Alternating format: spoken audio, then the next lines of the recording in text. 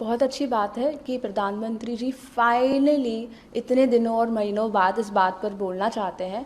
But मैं उनसे ये संदेश देना चाहूँगी कि सिर्फ बोलना काफ़ी नहीं है, आपको करना भी पड़ेगा, क्योंकि 2024 में जो पेपर लीक हुए थे उसका जो एलिजेड मास्टरमाइंड थे वो रिलीज़ हो गए हैं बेल पर। वो अभी भी कस्टडी में है, लेकिन बाकी जो उन्होंने काम किए हैं उस पर।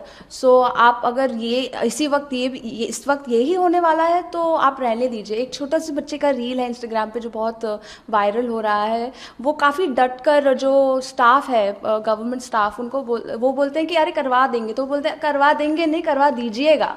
तो यही मैं उनसे कहना चाहूँगी, स्कीम बनाना आसान है, इम्प्लीमेंट करना मुश्किल है, तो आप उसके ऊपर जोर दीजिए।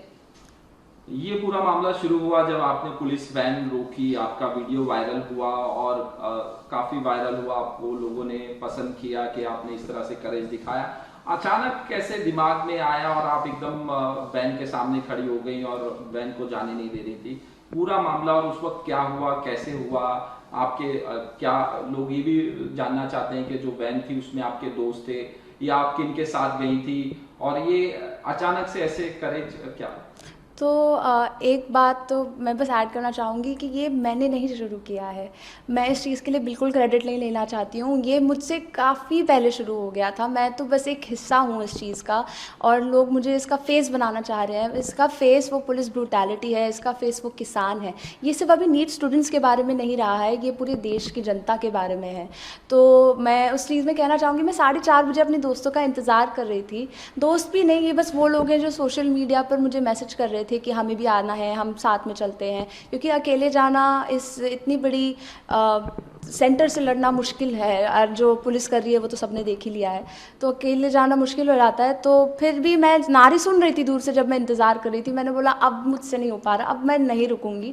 तो मैंने चलना शुरू किया। तो हम आंदोलन की तरफ जा रही थी मैं, बट आंदोलन मेरे सामने आ गया।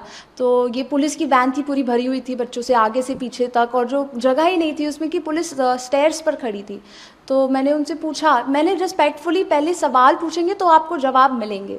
किसी भी चीज़ पर अगर देखेंगे तो चर्चा ही विषय, मतलब स्टार्ट करना वहीं से होता है। तो मैंने उनसे पूछा आपके पास क्या मेमो है बच्चों को लेके जाने का?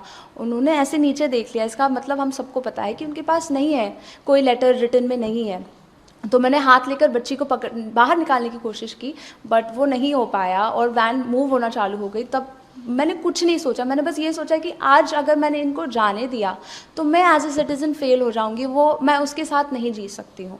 तो बस मैं कूद गई सामने, जैसे काफ़ी लोग अपनी जान की बाजी लगाकर जंतर मंतर पर अब भी है। अभी मैंने देखा था कि टेयर गैस, और अभी भी कीलों के साथ वो खड़े हैं, तो सब अपनी जान की बाजी लगा रहे हैं। तो बस मैंने छोटा सा एक हाथ अपना दिया है उस पूरे मूवमेंट को।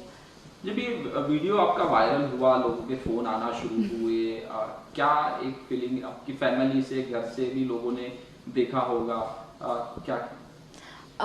सबसे पहले तो जब भी ऐसा कुछ होता है, जब आप एक्सपेक्ट नहीं करते हैं ना, तो आपको टाइम लगता है वो प्रोसेस करने में। तो मैं 2 दिन से वो प्रोसेस ही कर पा रही हूँ, but at the same time जब अब मुझे ये प्लेटफॉर्म मिला है, तो मैं इसका पूरा इस्तेमाल करना चाहती हूँ इस मूवमेंट को और फैलाने के लिए, क्योंकि ये जो अत्याचार है वो अब से नहीं हो रहे हैं, वो काफ़ी वक्त से हो रहे हैं और बच्चे थक चुके हैं। तो उन्हें बस एक एक सहारा चाहिए कि अगर ये बोल रहा है तो मैं भी बोल सकती हूँ। तो इसलिए मुझे काफ़ी अच्छा लग रहा है कि लोग मुझे देखकर मोटिवेट हो रहे हैं, उन्हें प्रोत्साहन मिल रहा है, उन्हें अपनी आवाज़ ढूंढने का एक मौका मिल रहा है। मेरे मम्मी पापा तो बहुत खुश हैं। पापा मेरे एक्चुअली आर्मी में थे, आईटीबीपी में थे, और मेरी मम्मी और हाउसवाइफ है। तो सेवा भाव तो हर हाउसवाइफ का अपने देश के प्रति, बच्चों के प्रति होता ही है।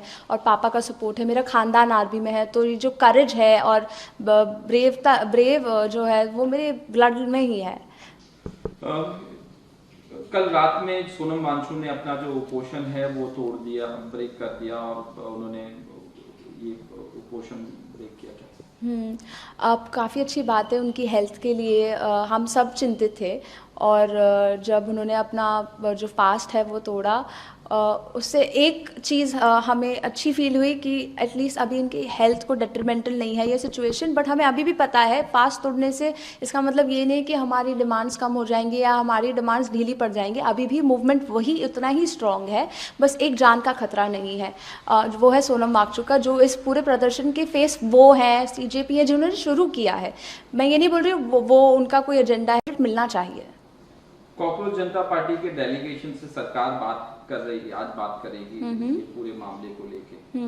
बात तो उन्होंने पहले भी की थी और उन्होंने इस कॉकरोच जनता पार्टी में बाहर आकर सीधा बता दिया था कि कोई यूज़फुल नहीं थी ये बात। तो बात तो आप करिए, बट उस बात का कोई एक कंक्लूजन निकलना चाहिए जो हमारे जनता के हित में हो, और जो हमारी हमने मांगे थी कि धर्मेंद्र प्रधान को रेजिग्नेशन देना चाहिए, उसके बदले किसी कैबिनेट मिनिस्टर को बलि का बकरा, शायद से, मुझे पता नहीं, बट मैं अपना पर्सपेक्टिव रख रही हूँ, सबका अपना पर्सपेक्टिव होता है। तो प्लीज़ आप अपना ओपिनियन अपने पास रखिए, मेरा ओपिनियन मैं अपने पास रख रही हूँ। तो कोई कैबिनेट मिनिस्टर उन्होंने चेंज किया है, किसी IAS को उनकी तरफ प्लेस किया है, बट अभी भी धर्मेंद्र प्रधान ने अकाउंटेबिलिटी नहीं ली है इस चीज़ की। सो वो डिफ्लेक्ट कर रहे हैं या वो एक्चुअली हेल्प कर रहे हैं, वो तो वक्त ही